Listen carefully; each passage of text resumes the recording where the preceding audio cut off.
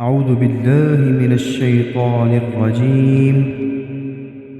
بسم الله الرحمن الرحيم. لا أقسم بيوم القيامة ولا أقسم بالنفس اللوامة. أيحسب الإنسان أن لن نجمع عظامه بلى قادرين على أن نسوي بنانه بل يريد الإنسان ليفجر أمامه يسأل أيان يوم القيامة فإذا برق البصر وخسف القمر وجمع الشمس والقمر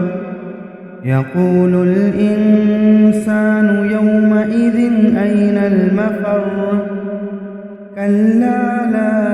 وزر إلى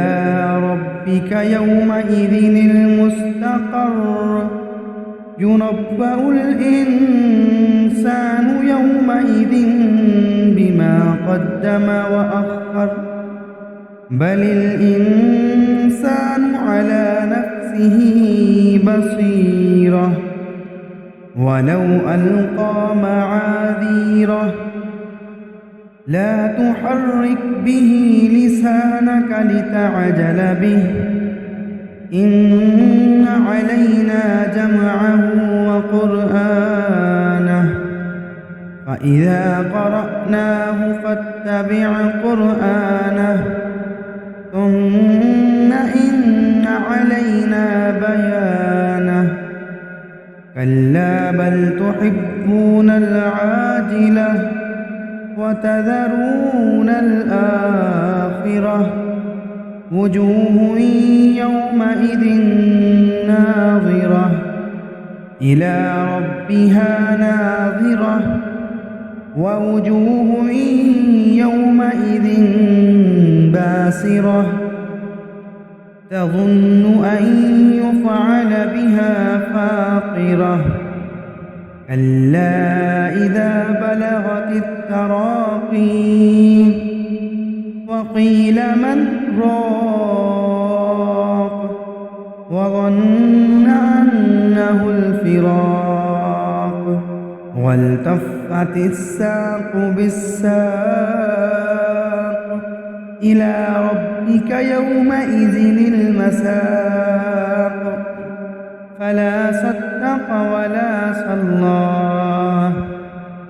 ولكن كذب وتولى